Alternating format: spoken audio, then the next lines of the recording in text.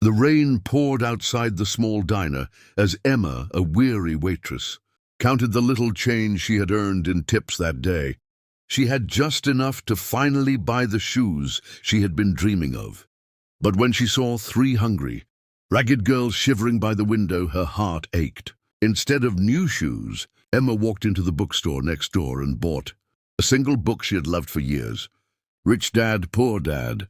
She pressed it into their hands, whispering, "This book can change your life." Life was not easy for Emma. She worked long shifts, barely making enough to pay her rent and bills. Every day she smiled and served others, but deep down she carried heavy struggles of her own. Yet her kindness never faded. The three orphaned girls became a familiar sight in town, often ignored by others. But Emma saw hope in their eyes.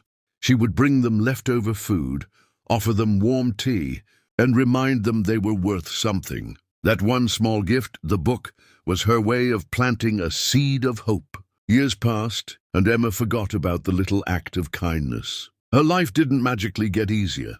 She still wore old shoes and still worked double shifts at the diner. Sometimes she wondered if her sacrifices had been meaningless. She often thought, maybe I should have bought those shoes after all. Her faith in kindness began to weaken as her own struggles deepened. One evening, as the golden glow of the setting sun faded into the horizon, Emma wiped down the last table in the diner. The place was almost silent now, except for the hum of the old ceiling fan and the faint clatter of dishes being stacked in the back. She sighed, her back aching from the long shift. Life as a waitress was never easy. The endless hours, the small tips, the constant struggle to make ends meet. Tonight felt no different, yet something deep inside her stirred, as though the air carried a strange anticipation. Just as she reached for the keys to lock the front door, a low rumble echoed from outside. At first, Emma thought it was just another truck passing by. But then the sound grew louder, closer. Her heart skipped a beat. Pulling back the curtain, she saw the blinding glare of headlights cutting through the darkness. A sleek black SUV rolled to a stop right in front of the diner, its polished surface gleaming under the streetlight. Emma's breath caught. Vehicles like that rarely, if ever, came through her neighborhood. Fear pricked at her chest. Who could it be? A customer who had forgotten something, or someone who meant trouble? She hesitated, her hands trembling as she reached to switch off the lights.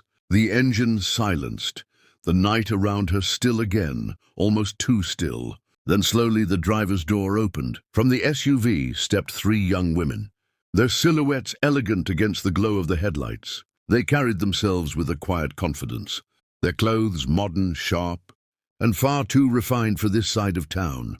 Emma's eyes narrowed as she studied them. Something about their faces tugged at her memory, but she couldn't place it. The women paused for a moment, exchanging nervous glances with one another before walking closer.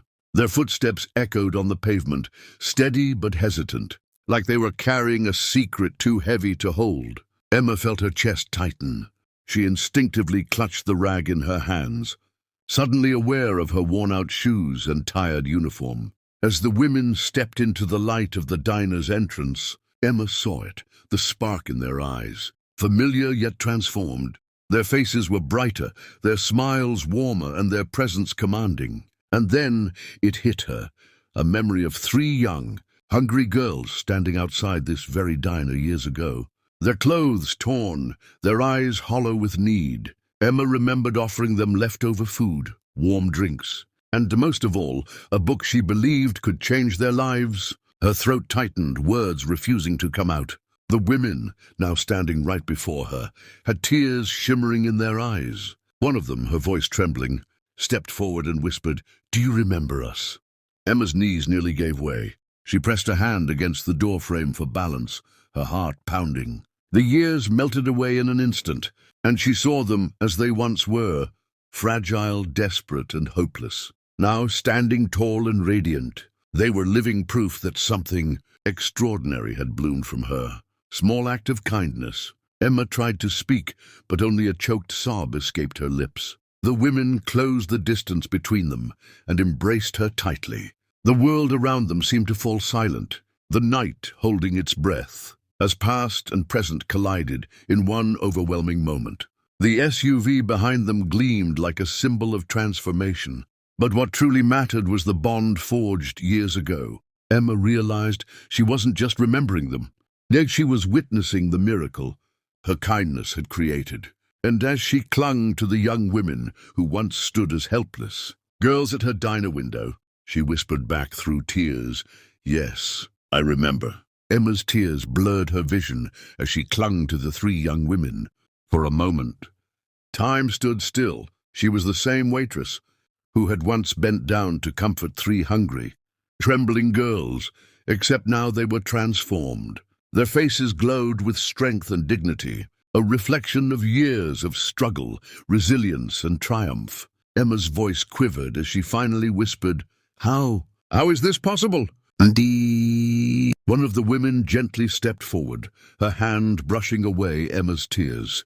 "We are the same girls you once helped," she said softly, her voice breaking with emotion. "Do you remember the night you gave us warm food and that book? You told us it could change our lives. We were just children then, broken and lost, but your words and that gift became the spark we needed. We carried that book everywhere, and we carried your kindness in our hearts." Emma gasped, covering her mouth with both hands. Her knees felt weak and she sank into a nearby chair, unable to process the flood of memories. She remembered it all now, how she had walked past the shoe store that evening, her heart heavy with the longing for new shoes she couldn't afford. Instead, she had gone into the small bookstore and chosen Rich Dad, Poor Dad. She hadn't known then if the girls would even read it, but she had hoped. Another of the women knelt down beside her.